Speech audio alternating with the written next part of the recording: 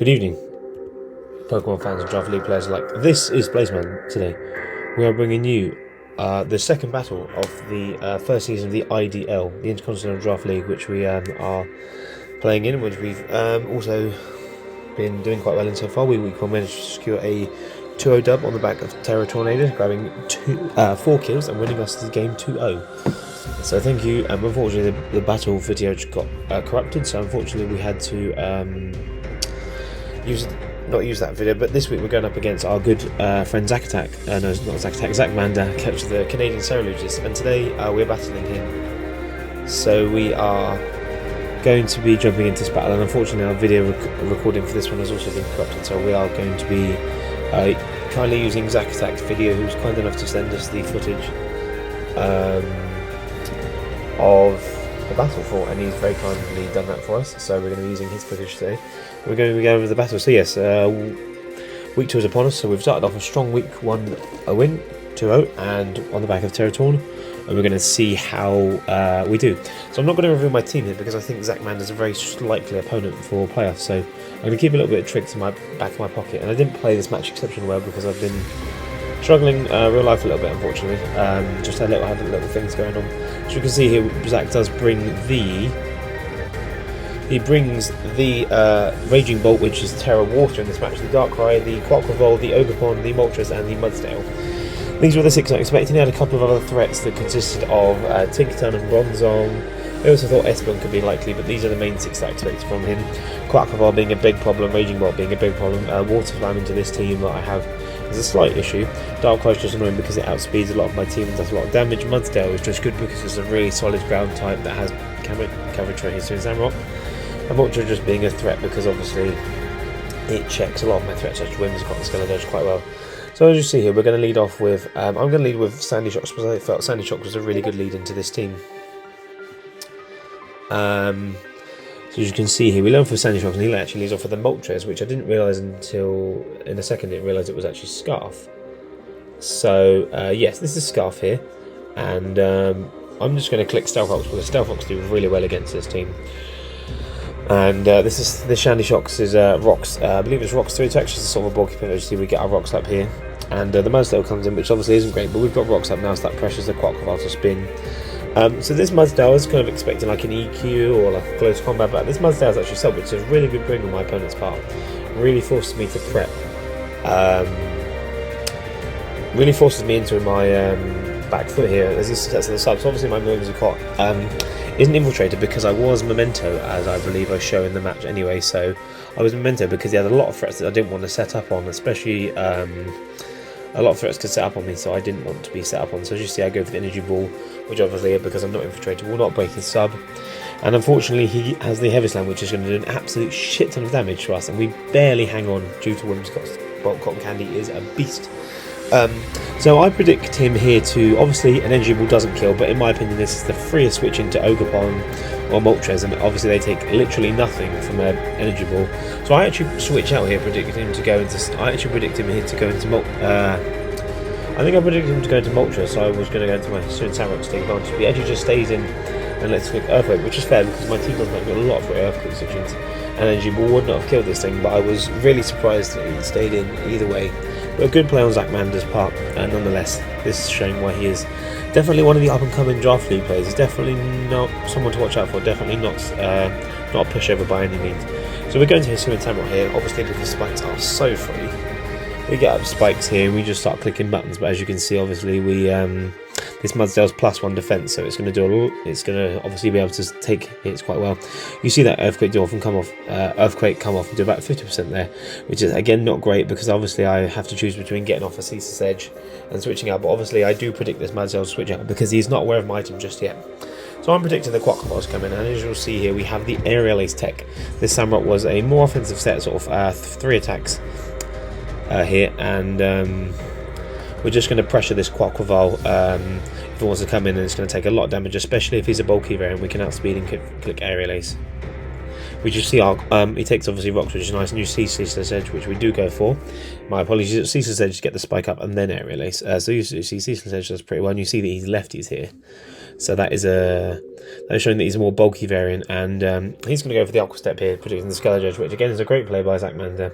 This play did lead me to believe that he might not have Rapid Spin, so I was quite surprised he didn't go for the because Ceruledges isn't really a good switch into this thing, so I was surprised he went for the Rapid Spin. I was surprised he didn't go. He didn't. Well, I was surprised that he didn't go for Rapid Spin here.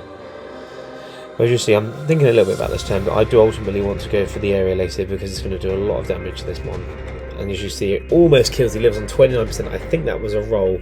So you see, we do live the Aqua Step here, obviously, and now he's going to outspeed us. So I think, well, if he's going to, he has to go for the. I'm out of range of Rapid Spin, or I believe I was, but it turned out I actually wasn't out of range of Rapid Spin. So he does actually get quite a lot out of this exchange because his Crocodile is +1 attack and. Sorry, +1 speed, and he's going to get the Rapid Spin off, which is very unfortunate. So I lose all of my momentum, unfortunately, and I'm put right back on the back foot. So again, Zach played these first few turns very well. He played them very well indeed, and props to him. Honestly, there's nothing that other to be said apart from he did really well there with the first few turns. And yeah, I just wasn't really in the mind frame of this match. I was playing very defensive. I was playing very passive. I wasn't making the predictions that you guys are usually sort of see me making. So yeah, so we actually I'm tossing and turning here, but I decided I want me to go into Women's Clock. It's not got a lot of utility left in this matchup, and I do benefit quite heavily from getting Memento off, because getting Memento off in this matchup means that I can stop this Crocodile from getting any faster and getting any more kills, because obviously she got the Moxie kill. So I go do what Women's Clock does best, and it allows me to Memento and bring in Tornadoes and get a kill, because Tornadoes does super well in this matchup. Obviously, as you can see, not much happens in this turn, but it allows me to bring in Tornadoes, which allows me to position myself back into the driver's seat of this match and be less passive against Zachmander and his team, and really control the matchup in the way I want it to go. Because as soon as Tornadoes comes in, it always gets a kill. It gets a kill 9 times out of 10. Because once the Dark Press switches in on one switch, and it can't switch in again, as you see, we do bring in our Big Bird, our mascot this season. Terror Tornado is going to carry this team to victory. You have heard it here first, ladies and gentlemen. Tornado's team is going to be the best mon on this team. So as you can predict, he's obviously going to go into his footlong, the Raging Bot, because it is best switching. In my opinion, it's his best switching, but he actually does ultimately decide to go into the Moltres, which I was quite surprised about, to be honest with you. I thought Raging Bot was an easy play, but I do ultimately predict this and think I'm going to sack Quackball or not go straight into Raging Bot. If Raging Bot gets too weak, he doesn't have good switches, so I do just go for the Terror Blast normal as a good mid-ground. But as you can see, that does not a lot to Moltres. He is quite off. Obviously, he's got natural bulks, that's why it doesn't do too much damage. But as you can see here, obviously, I didn't know at this point. I knew at this point he was. I didn't know at this point he was Scarf, because he just switched out both of my standard shocks. He didn't reveal he was Scarf, which is a good play on his part. So I'm going to elect to switch out and go into Ceruledges, because Ceruledges is a very free switch into this mon, and it allows me to potentially weaken the Dark Cry, because he doesn't have good switches to this mon. We'll get Key Chip off on the Mud Cell, either help me, but I do ultimately elect to stay in here, because I do think that I'm going to get off a free nasty block, because this thing can't do a lot to me, which you do see me go for right here. This is quite a key turn here, obviously because he can just Terror Water, and obviously he can do a lot for me because I am Terror Ground for the Raging Bolt. I should have honestly been Terror. I should have been a different Terror. I should have been Terror Electric, because that would have got around the Terror Water, but we don't always make the best plays, as you do see Zachmander predicting me here to go for the Terror. He does predict me to go for the Terror, so I actually decide to stay in and go for the Hurricane, because I know he's going to Terror out of his Electric type, so it gives me a strong stab option, even though I do switch out. But ultimately do decide to switch out into my Sandy Shocks, which in my opinion was a bit of a misplay. I could have just stayed in there and taken a Terror Blast and weaken this mon off, but whereas I just sack off Sandy Shock. Again, these weren't the best plays that I made, unfortunately, in this matchup. It wasn't my finest hour, but again, we all have moments of clarity. So Sandy Shock does unfortunately go down, which is annoying, because this mon does check Raging Bolt really well, and when it's Terror Water, because obviously we're fast and we're immune to Thunderclap, so it does do really well against Raging Bolt.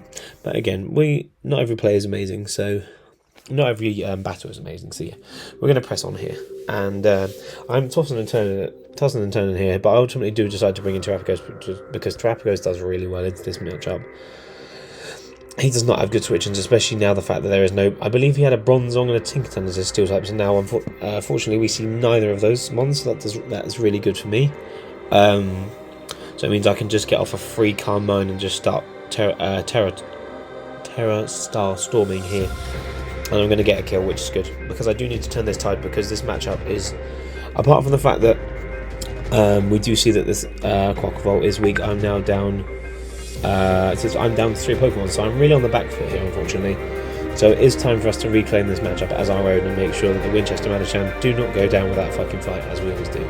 So just set up Calm Mind here, and I believe I elect to Rapid Spin because I live 1 hit from the Ogerpon, and then... No, actually, that's a lie. I think I just go for the Clean to Hit KO with... I think I just go with the Clean to Hit KO for... Terrastar's on, because I was predicting him to Trailblaze, so if I'd Rapid Spin, the turn would have been null and void, but obviously Zachmander just goes straight here for the Ivy Cudgel, allowing me to go into my Scarlet, which is such a free switch in. As you can see here, obviously we take absolutely nothing from this Ivy Cudgel. This is my switch into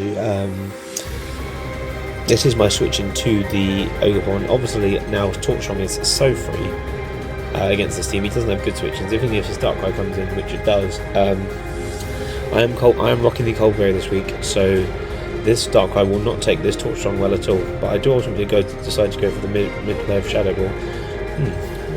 Anyway, so we do ultimately go for the mid-play of Shadow Ball, but obviously because we are Coldberry, we can just stay in and click a low voice versus this mon, because it does really well into this team. As you see, we do barely live on with that. We do barely hang on there. So Zachmander's putting us in a really unfortunate spot here, as we do. If we actually clicked Torchstrong, we would have killed this Darkrai, which would have been really well. So again, you see, we're not making the best sets of plays here, but that's okay. As again, we're going to bounce back. But yeah, we're going to. Again, we will have weeks where we're not making the best plays. But now I do go into Terrapagos, and now I do decide to just set up another Calm Mind, because ultimately this team doesn't have good switch-ins. I am really enjoying Terrapagos this season. This mon is so good. We do see Zachmander contemplating staying in, but obviously Ogerpon is a good switch-in because it always gets off a hit faster, and obviously because it's we're Calm Mind, it's going to hit us physically, which does a lot of damage, which is good. We do ultimately go for Rapid Spin, so we are faster than the Ogerpon here, so we can get off a Calm Mind and do a lot of damage with the Terrastar Storm, forcing Zachmander into a position where we at least get 2 kills here, which is good. I thought that will really weaken one of his threats. Yeah, so Terrapagos is about to claim some kills, and it's about to do very well here.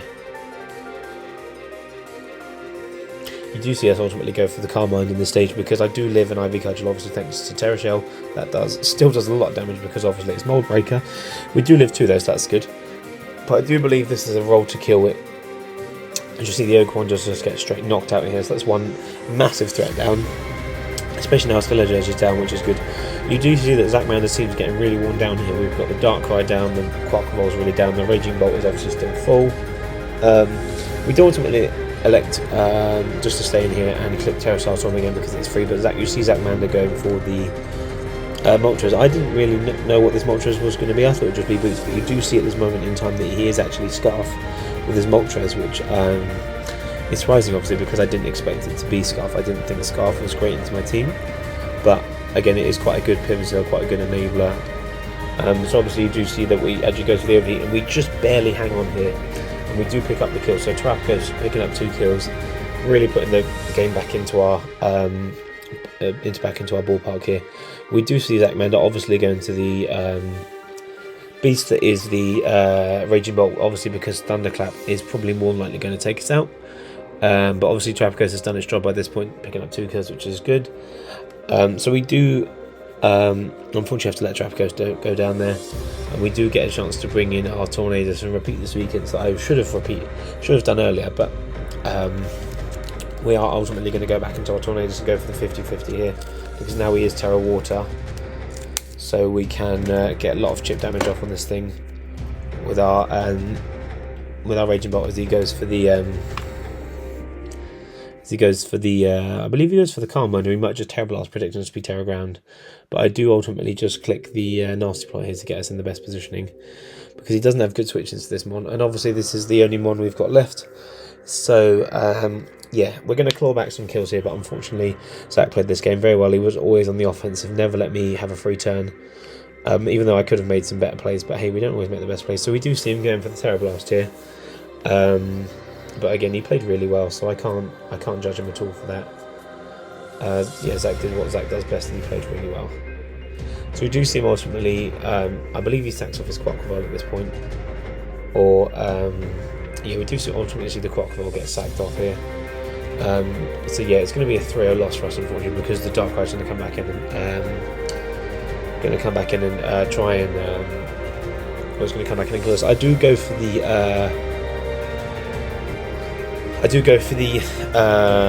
Terror Ground here, just predicting him to go for the Thunderclap, just in case he tries to get the Mind Game again. But you do see here that we do ultimately end up killing the Quackval, but the Darkrai unfortunately is going to come in and kill us. But yeah, GG, well played Zachmander. He played really well, kept us on the back foot. We were always on the off. We were always on the defensive in this matchup. So yeah, Zachmander played really well. I can't take credit away from that at all. He did really well there. So GG Zachmander, well played. But your Winchester Medichams do unfortunately take a 3-0 loss in this matchup. But we will come back in week 3 very strong with a win against, I believe it is Zachattack. We're going to take him on and see if we can win or lose. But yeah, we're going to go to 1-1 in this matchup. We'll come back strong in week 3 against Zachattack and the Pittsburgh Helixes. Again, this has been Blazeman. Have a lovely evening, you Draft League players. Sign out. Peace and love as always. Peace.